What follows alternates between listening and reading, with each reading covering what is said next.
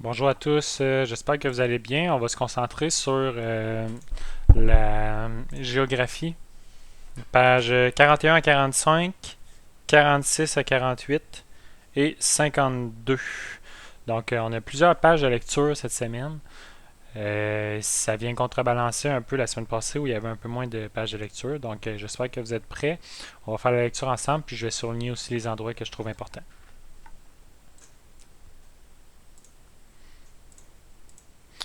Donc, le tourisme de masse est un phénomène apparu dans les années 1960. Là, je suis à la page 41. Dans les années 1960, lorsque le tourisme est devenu plus accessible dans les pays développés pour diverses raisons, comme l'apparition des congés payés, fait que tout d'un coup, on pouvait accumuler des congés où on allait être payé. Donc, avec ces congés-là, ben, on sait qu'on ne laisse pas de l'argent de côté, donc on peut aller prendre des vacances. La diminution des coûts de transport aérien, fait que ça coûtait moins cher partir en avion. Puis les offres de voyage tout compris, donc tu quittes, puis tu as un hôtel avec de la nourriture qui t'attend. Tu n'as pas besoin d'énormément de préparation. C'est quoi ça le tourisme de masse? C'est le mode de tourisme qui permet à un très grand nombre de personnes de voyager vers certaines destinations. Fait que dans le fond, il y a plusieurs personnes qui peuvent aller au même endroit. On continue. Cela a entraîné au fil des ans une progression remarquable du tourisme. À l'échelle planétaire, le nombre de touristes est passé de 25 millions en 1950 à 1 322 millions en 2017.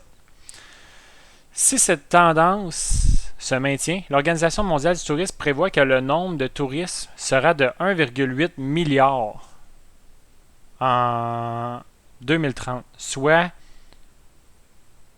1800 millions. C'est beaucoup, là. C'est vraiment beaucoup, là. Certains endroits visités sont victimes de leur succès, si bien que le territoire et les populations locales sont menacées par le tourisme de masse. On va voir pourquoi le tourisme menace les populations locales et le territoire. Tu peux voir aussi l'évolution du tourisme là, depuis 2020, c'est exponentiel. Cette plage en Espagne est particulièrement menacée par la construction d'un grand nombre d'hôtels tout autour, le long de la mer Méditerranée. Le développement rapide de ces infrastructures menace la beauté des paysages, clairement. On ne voyage pas à la plage pour aller voir des hôtels. Chaque année, des centaines de milliers de touristes visitent la région de l'Everest. Cela n'est pas sans conséquence. La montagne est polluée par les déchets. Donc, les gens laissent leurs déchets par terre.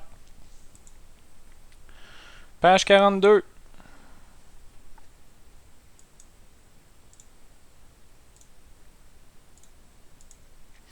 Les impacts du tourisme de masse sur le territoire. Les impacts du tourisme sur le territoire sont multiples. Certaines régions s'efforcent de préserver les attraits et les particularités du territoire. Cependant, les effets du tourisme de masse peuvent être particulièrement négatifs et difficiles à gérer. Voici des inconvénients pour le territoire. Bon, il y a l'augmentation de la pollution, logiquement. Les avions rejettent dans l'atmosphère une importante quantité de gaz à effet de serre, responsable du réchauffement climatique. Sachant qu'une grande partie du trafic aérien est liée au tourisme, on peut dire que le tourisme de masse est une importante source de population atmosphérique. On estime que le tourisme contribue à 8% des émissions de gaz à effet de serre dans le monde. Le tourisme engendre aussi énormément de déchets. Par exemple, un passager de bateau de croisière génère 4 kg de déchets solides chaque jour. Les activités touristiques produisent aussi de la pollution visuelle. Plusieurs aménagements destinés aux touristes se fondent difficilement dans les paysages, comme les grands hôtels construits sur une plage pittoresque. Donc, la pollution visuelle, c'est quoi?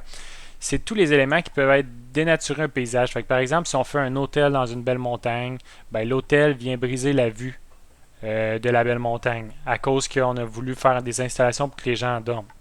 Fait que, mettons ici, cet hôtel près de Manaus au Brésil est construit sur le Rio Negro, une rivière qui se jette dans le fleuve Amazon. Cette infrastructure touristique modifie le paysage. Ben oui, là, tu sais, c'est pas toute la même chose avec ce grand bâtiment-là. La surconsommation des ressources naturelles. Le tourisme de masse occasionne la surconsommation de ressources naturelles. L'eau potable est l'une des ressources consommées en abondance dans les régions touchées par le tourisme de masse. Parfois, les touristes utilisent l'eau au détriment d'une population locale qui n'a pas un accès facile à l'eau potable. Fait que nous, on va là-bas, on a de l'eau potable facilement, mais il y a des personnes qui habitent là qui sont plus pauvres qui n'ont même pas d'eau potable. Fait qu'on vient prendre leur eau. Les chaînes hôtelières surconsomment des ressources naturelles. Par exemple, elles utilisent de l'eau potable pour remplir les piscines, laver les draps et les serviettes, entretenir les jardins, etc. Elles créent aussi beaucoup de déchets, par exemple, en servant aux touristes des boissons dans des verres de plastique. Chaque randonneur au Népal consomme en moyenne de 4 à 5 kg de bois de chauffage par jour. Dans cette région qui manque déjà de bois, l'abattage d'arbres aggrave les problèmes de glissement de terrain et d'inondation. Fait qu'on peut comprendre que le moins qu'il y a d'arbres, le moins qu'il y a de racines au sol, puis le moins qu'il y a de racines au sol, plus que la terre bouge facilement, fait que ça peut faire des glissements de terrain. Ou des inondations si on a pris les arbres proches d'une rivière, puis que ça fait que la rivière peut s'agrandir, s'étaler. Page 43. On continue notre lecture. La détérioration du milieu naturel. Le tourisme exerce des pressions sur les milieux naturels et les paysages. Par exemple, pour accueillir les touristes, des entreprises déboisent de grandes surfaces de forêt, construisent des hôtels ou des routes dans des milieux fragiles, etc. C'est des choses qu'ils font pour faire des aménagements.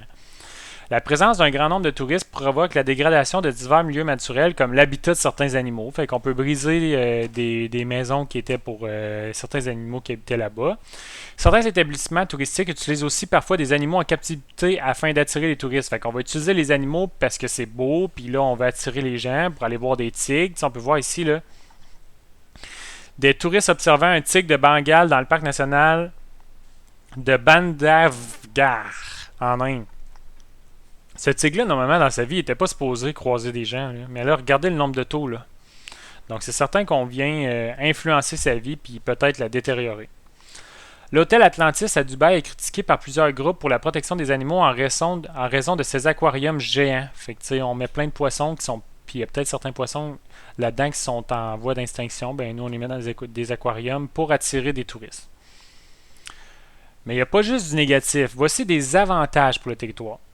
Le tourisme de masse peut aussi avoir des avantages. Par exemple, le développement du tourisme dans certaines régions entraîne la construction d'infrastructures de transport,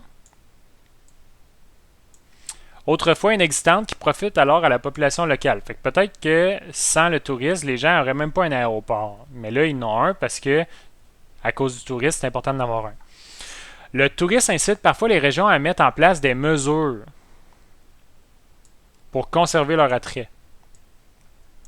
Par exemple, la création de parcs naturels ou de zones réservées contribue à la protection de nombreux milieux naturels qui autrement seraient exploités ou dégradés. Fait que peut-être qu'à cause du tourisme, maintenant, on construit des choses qui, pour protéger les forêts, les habitats des animaux, qu'on n'aurait pas fait sans le tourisme. Puis ça peut être un positif. Un centre écologique a été créé pour restaurer la dune de Bouctouche au Nouveau-Brunswick. L'aménagement d'une passerelle permet de protéger le milieu naturel. Fait qu'on passe sur la passerelle au lieu de passer sur la plage. Page 44.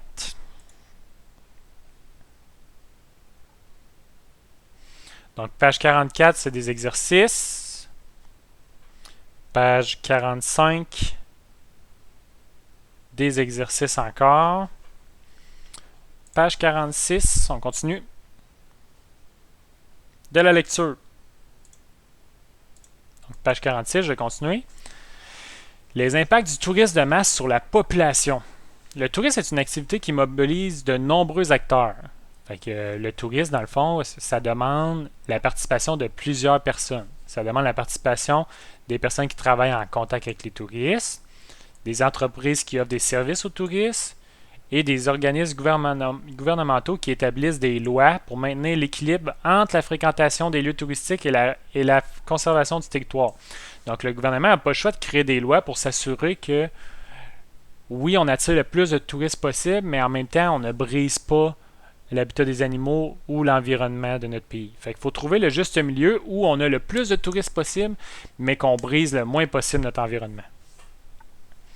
Le tourisme, et particulièrement le tourisme de masse, peut aussi avoir diverses conséquences sur les populations locales. Les impacts sur la population peuvent être positifs ou négatifs. Donc, des bienfaits pour la population, des choses positives que le tourisme apporte. Le développement économique. Le tourisme représente une activité économique importante. En effet, en 2017, il a généré des revenus de Un de 1600 milliards de dollars dans le monde. 1600 milliards de dollars dans le monde. Les gens ont fait ça comme argent grâce aux touristes. Plusieurs régions telles Tahiti, l'île de France, les Grands Lacs africains, Venise et la Savoie comptent sur le tourisme pour accroître leur économie. Cette activité permet de créer des emplois et d'enrichir le pays. Donc certainement c'est positif ça. Le partage de la culture. Certains territoires touristiques profitent de la présence des touristes pour faire connaître leur culture et leurs traditions. Par exemple, les touristes peuvent participer à des danses traditionnelles, goûter à des plats locaux, découvrir des techniques de fabrication artisanale, etc. On a deux exemples ici. Un groupe de touristes assiste à un spectacle de danse traditionnelle maori en Nouvelle-Zélande. Ça nous permet de connaître cette culture-là. Ou sur l'île de Takil au Pérou, le tricot est une activité masculine. Les touristes qui accostent sur cette île peuvent observer les techniques traditionnelles de tricot et acheter des produits fabriqués par les habitants. Fait qu'on peut apprendre des choses ici sur la culture des gens. Fait qu'on va souligner ici. Partage de la culture. Page 47. Ça continue. Des inconvénients avec le négatif. Un obstacle au développement local. Les régions touristiques souhaitent répondre aux besoins des touristes et leur plaire. Pour ce fait, plusieurs régions tentent de recréer un environnement familier dans lequel les touristes se sentiront à l'aise. Les autorités de ces régions permettront par exemple l'établissement de chaînes de restaurants et d'hôtels connus des touristes. Parfois, au détriment des commerçants de la région et de la population locale. Fait qu'ils vont peut-être essayer de mettre un McDonald's, un Burger King, un Subway, pour être certain que les personnes qui voyagent reconnaissent ces restaurants-là et ne se sentent pas dépaysés par la nourriture du pays. Mais là, à cause de ces restaurants-là, les personnes qui ont déjà des restaurants et qui habitent là, là, ils ne vendent pas leurs choses. Généralement, les grands aménagements touristiques sont construits par des multinationales étrangères. C'est quoi cette multinationale? C'est une entreprise qui exerce des activités dans plusieurs pays. Fait que, par exemple, Walmart, c'est une multinationale parce que tu vas en trouver aux États-Unis, tu vas en trouver au Canada, tu peux en trouver dans plein d'autres pays. McDonald's, c'est une multinationale. Donc, c'est des compagnies qui font de l'argent dans plusieurs pays. Donc, je recommence ma phrase. Généralement, les grands aménagements touristiques sont construits par des multinationales étrangères provenant des pays développés.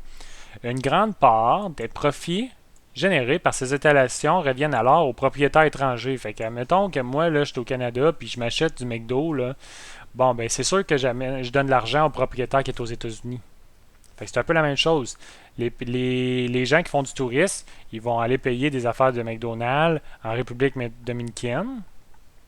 Puis là, ça fait que les États-Unis font de l'argent au lieu de la République dominicaine dans le McDonald's. C'est pas nécessairement juste les États-Unis qui font de l'argent, la République dominicaine aussi font de l'argent, mais on comprend le principe que si on achète d'une compagnie qui provient d'un autre pays, on encourage l'autre pays. Les revenus engendrés par le tourisme ne demeurent donc pas complètement dans le pays d'accueil. C'est ça qu'il faut comprendre. C'est une très belle phrase, ça, on va souligner ça. L'acculturation. La présence d'un grand nombre d'étrangers dans une région peut entraîner de l'acculturation. C'est quoi ça de l'acculturation? C'est la modification de la culture d'un groupe provoquée par la rencontre d'autres cultures. Fait qu'on commence à... Les personnes qui reçoivent des touristes se font influencer par les gens qui s'en vont chez eux. C'est-à-dire que les populations locales peuvent peu à peu être influencées par la présence d'autres cultures sur leur territoire. Par exemple, les Massaïs, peuple des Grands Lacs africains, étaient autrefois nomades, fait qu'il n'y avait pas nécessairement de maison fixe, ils se promenaient toujours. Aujourd'hui, le tourisme est devenu une activité économique si importante qu'ils adoptent un mode de vie plus sédentaire, fait qu'ils ont changé de leur façon de vivre. Les nouvelles générations perdent ainsi une part de leur culture. Les Massaïs continuent de pratiquer les danses et les cérémonies traditionnelles, mais c'est souvent parce qu'il s'agit maintenant d'un attrait touristique. Ils continuent de faire leur danse, mais ils ne font pas nécessairement pour aller prier les dieux, ils le font pour impressionner les touristes. La détérioration du patrimoine. Le tourisme de masse peut entraîner la détérioration du patrimoine culturel d'une population. Fait que c'est quoi ça un patrimoine, premièrement?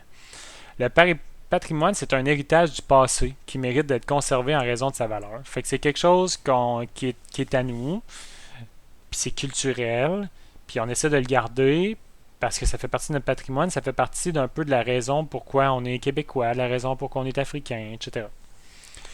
Le patrimoine culturel désigne les biens qui ont été produits par des sociétés humaines, comme des objets ou des monuments. Ça peut être des objets ou des monuments aussi. La valeur de ces biens repose sur leur beauté, leur caractère unique ou leur importance historique et culturelle. On continue ici. Une trop grande fréquentation d'un site ou des actes de vandalisme peuvent mettre en péril le patrimoine culturel. Fait que si on commence à briser des objets qui sont importants, par exemple, si à Paris, les gens commenceraient à détruire la tour Eiffel à cause qu'il y a trop de touristes. En Égypte, par exemple, la fréquentation des lieux touristiques par un nombre croissant de touristes représente un défi de taille pour les autorités responsables de la protection des sites.